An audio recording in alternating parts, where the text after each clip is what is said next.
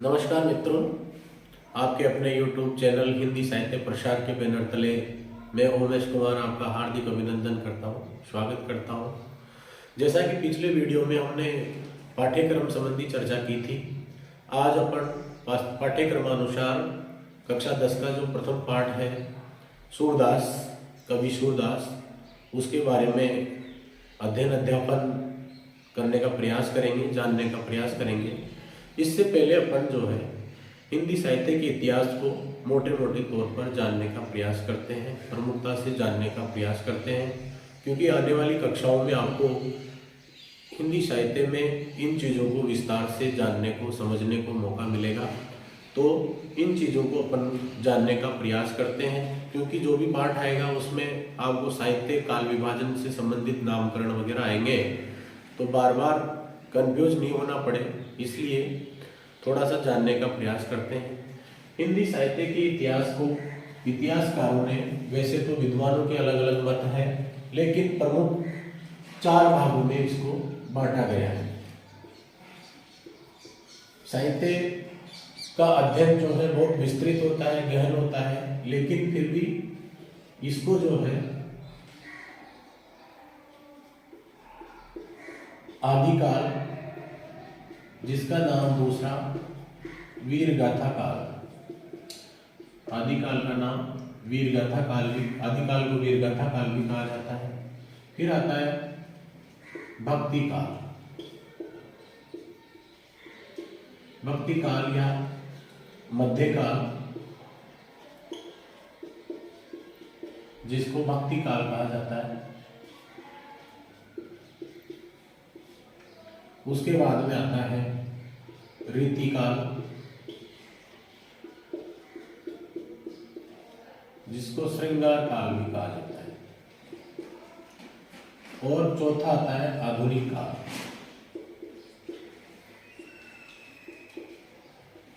जिसको गद्य काल भी कहा जाता है। साथियों, वैसे तो हिंदी साहित्य का इतिहास जो है बहुत विस्तृत है, एक महान सागर के समान है, जिसमें से अपन जितना अध्ययन कर सकें, 1 बूंद 2 बूंद उतना ही पर्याप्त है, क्योंकि साहित्य को जानना और समझना इतना सहज नहीं है।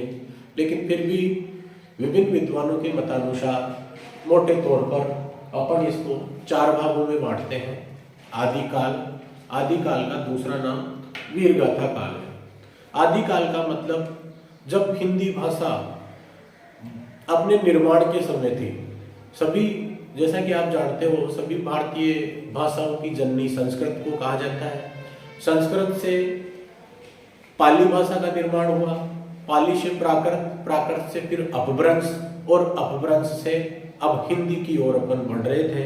तो उस समय की रचनाओं को अपभ्रंश, और अपभ्रंश के बाद में जब हिंदी भाषा का निर्माण हो रहा था, हिंदी भाषा अपने चरम पर पहुंच रही थी, उस समय की रचनाओं को आदिकाल या वीरगाथा काल में लिया जाता है। आदि का मतलब प्रारंभ काल, हिंदी साहित्य का प्रारंभिक काल। अपभ्रंश के बाद में जब हिंदी प्रारंभ होने लगी, उसको आरंभिक काल कहा जाता है। इसको वीरगाथा काल नाम क्यों दिया गया, इसके पीछे भी तर्क है। कई जो है इतिहासकार बताते हैं कि इस समय राजा महाराजा छोटे छोटे राज्यों में, जो देश था भारत अपने विभिन्न रियासतों में या छोटे छोटे राज्यों में बटा हुआ था, और ये राजे महाराजे आपस में अपनी सत्ता बढ़ाने के लिए, अपने साम्राज्य का विस्तार करने के लिए, या स्त्री लोलुप के कारण एक दूसरे से युद्ध किया करते थे। युद्ध के दौरान इनका उत्साहवर्धन करने के लिए, इनका जोश बढ़ाने के लिए, इनके दरबारों में जो चारण भाट होते थे, चारण भाट कवि, वो उनकी यशोगाथा का वर्णन करते थे। उनका जोश बढ़ाने के लिए वीर रस से ओतप्रोत काव्य रचनाएं उनको सुनाते थे, जिससे उस समय में हिंदी साहित्य में वीर रस की रचनाएं बहुत अधिक मात्रा में मिलती है। जैसे महाकवि चंद्रवरदाय का पृथ्वीराज रासो, इसका एक अच्छा उदाहरण है। चंद्रवरदाय पृथ्वीराज जी के दरबारी कवि थे, और पृथ्वीराज के मित्र भी कहे जाते थे, और वो जो है आप आप जानते ही हो, जब पृथ्वीराज को मोहम्मद गोरी गौड़ प्रदेश में कैद करके ले गया था और वहाँ पे आंखें फोड़ दी गई थी पृथ्वीराज चौहान की, उसके बावजूद एक दोहे के माध्यम से पृथ्वीराज ने मोहम्मद गोरी का वध कर दिया था। 4 बांस 24 गज अंगुल अष्ट प्रमाण, ताव ऊपर बैठे सुल्तान मच चुके चौहान।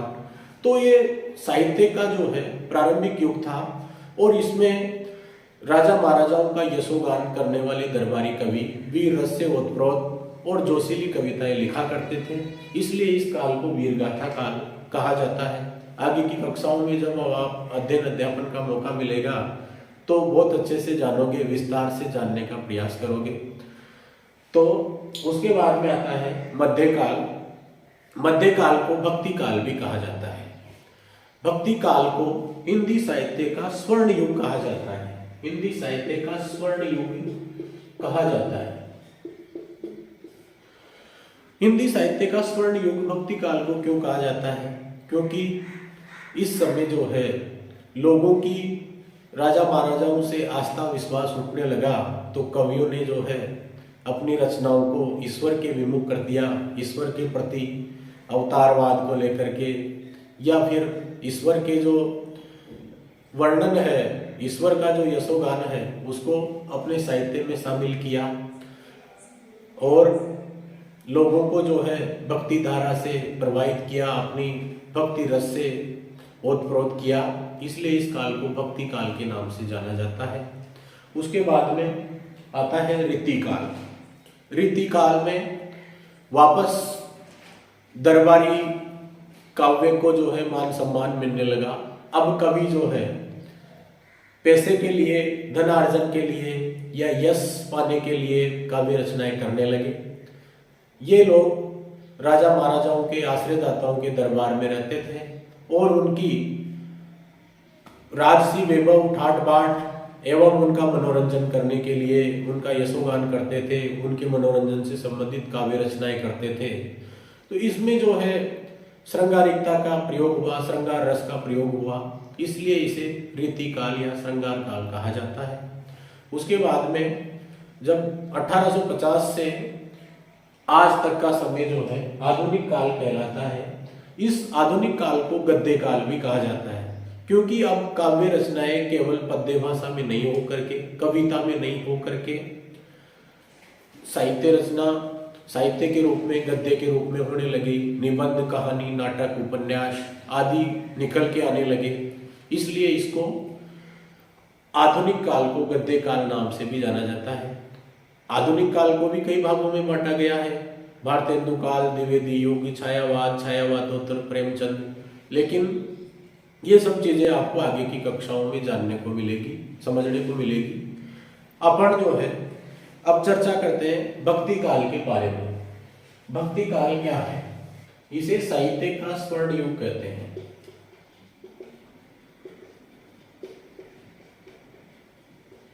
भक्ति काल को 2 प्रमुख भागों में बांटा गया है।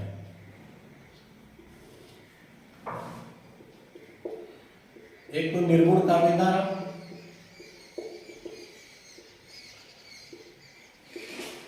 और सगुण काव्यधारा।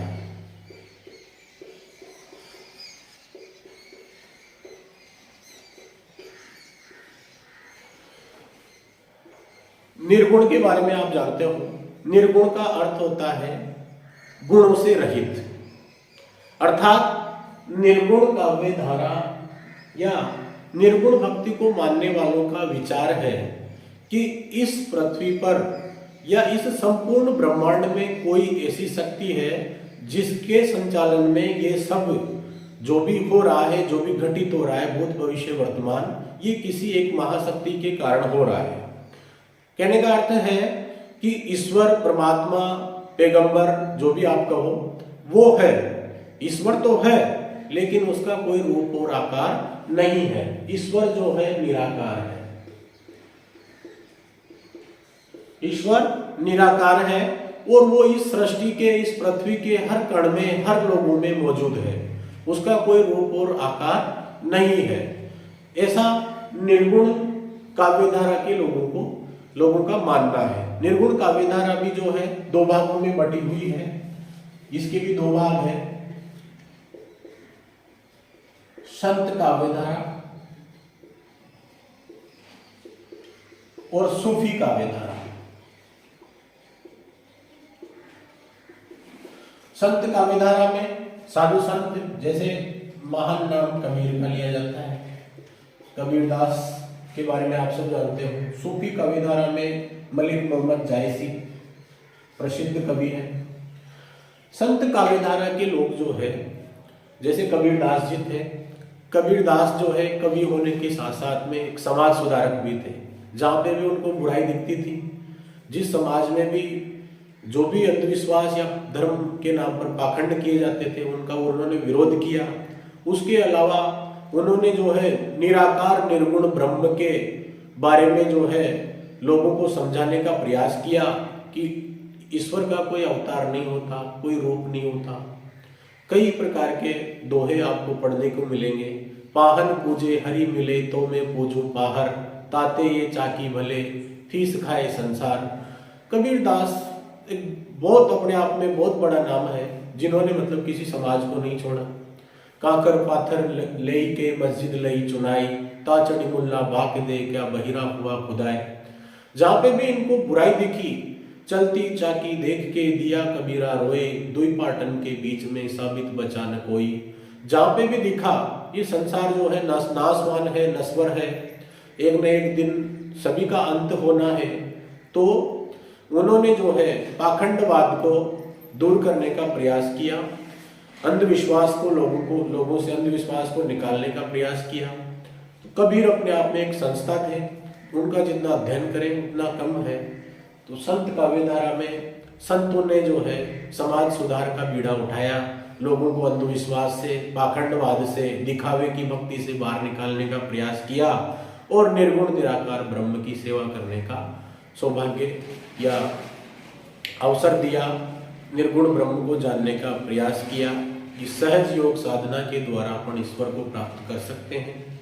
इसी निर्गुण परंपरा में एक काव्यधारा आती है, सूफी काव्यधारा, जो विदेशी आक्रांताओं के साथ बाहरी कवि भारत में आते हैं। उन लोगों ने जो है सूफी काव्यधारा को अपनाया, या मुस्लिम कवि जिनको कह सकते हैं आप, उन्होंने सूफी काव्यधारा को अपनाया। ये जो है लौकिक प्रेम से अलौकिक प्रेम की कहानी को दर्शाता है, मानवीय प्रेम से ईश्वरीय प्रेम को दर्शाता है। सूफी काव्य में जैसे मलिक मोहम्मद जायसी का महाकाव्य है पद्मावत। पद्मावत चित्तौड़ के राजा रतन सेन की कहानी से संबंधित है। चित्तौड़ के राजा रतन सेन है, उनके पहले से एक रानी है नागमती, लेकिन जो सिंगल द्वीप की राजकुमारी है पद्मावती, वो उनको संदेश भेजती है कि आप मेरा विवाह कर लीजिए, मेरे से विवाह कर लीजिए और मुझे यहाँ से अपना के ले जाइए, नहीं तो मैं आत्महत्या कर लूंगी। या जो भी कुछ उन्होंने कहा, जो संदेश भेजा, उसके माध्यम से चित्तौड़ के राजा जो रतन सेन है वो पद्मावती को प्राप्त करने के लिए सिंगल द्वीप चले जाते हैं। उनकी कई प्रकार से परीक्षाएं होती है, कई कष्ट उनको मार्ग में झेलने पड़ते हैं, लेकिन वो यहाँ पर उनको लेके आते हैं। पद्मावती को जो है चित्तौड़ की रानी बनाते हैं। उसके बाद में अलाउद्दीन खिलजी से उनका युद्ध होता है। युद्ध में चित्तौड़ के राजा जो रतन सेन है वो बंदी बना लिए जाते हैं, क्षत्रिय काम आते हैं, पद्मावती जौहर करती है। तो इन सब रचनाओं को, इन सब साहित्यकारों को, या फिर इस काव्य कहानी के माध्यम से ये बताने का प्रयास किया है मलिक मोहम्मद जायसी ने कि जिस प्रकार राव रतन सेन है वो एक भक्त है और पद्मावती ईश्वर है। नागमती जो है उसको मार्ग में बाधा बताई है। राघव चेतन वगैरह जो पुजारी होते हैं वहाँ के, उनको दुष्ट लोगों की संज्ञा दी है, वो अपराधी प्रवृत्ति के आदमी है। और जो तोता होता है, हीरामंत होता है, जो नागमती का पद्मावती का संदेश लेके आता है, उसको गुरु बताया है। तो ये मानवीय प्रेम के माध्यम से ईश्वरीय प्रेम की ओर की कहानी है। ये सूफी कवियों का अंदाज था। इसके साथ ही दूसरी जो भक्ति धारा होती है वो आती है सगुण भक्ति धारा। सगुण भक्ति धारा वाले लोगों का मानना है कि इस संसार में ईश्वर है और पृथ्वी के कण कण में मौजूद है, लेकिन जब जब ईश्वर के भक्तों पर या पृथ्वी पर पाप या अत्याचार बढ़ता है तो भगवान किसी न किसी रूप में अवतार अवश्य लेता है और अपने भक्तों का उद्धार करता है, धरती का उद्धार करता है। ऐसा सगुण काव्य धारा के लोगों का मानना है कि ईश्वर किसी न किसी अवतार रूप में इस पृथ्वी पर जन्म लेते रहते हैं, अवतार लेते रहते हैं और अपने भक्तों का उद्धार करते हैं। सगुण काव्य धारा की प्रमुख दो भाग हैं, कृष्ण काव्य और राम काव्य। राम काव्य का सबसे बड़ा नाम हिंदी साहित्य में तुलसीदास का लिया जाता है और कृष्ण काव्य में सर्वश्रेष्ठ कवि सूरदास को माना जाता है। तुलसीदास जी ने साहित्य में राम जो भगवान विष्णु के ही एक अवतार माने जाते हैं उनके बारे में अपनी साहित्य साधना की, साहित्य रचनाएं की। रामचरितमानस तुलसीदास जी ने लिखा राम के ऊपर। उसी प्रकार कृष्ण भक्ति काव्य में सूरदास का नाम प्रमुखता से लिया जाता है। कवियों में कहा भी जाता है सूर सूर तुलसी शशि, सूर सूर तुलसी शशि उडगण केशवदास, आज कल के कवि खगोत्सम जह तह करत प्रकाश। शोर शोर तुलसी शशि उडगण केशवदास।